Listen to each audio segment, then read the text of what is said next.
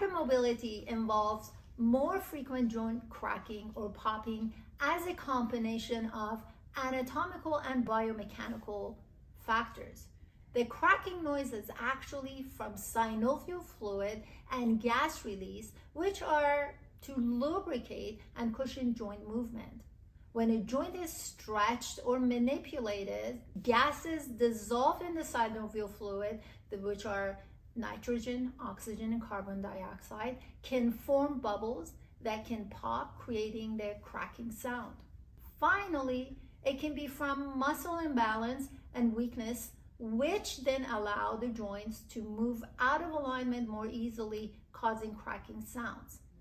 Most of the time, this joint cracking isn't painful and doesn't indicate a serious problem, though it can sometimes signal that the joint is under stress.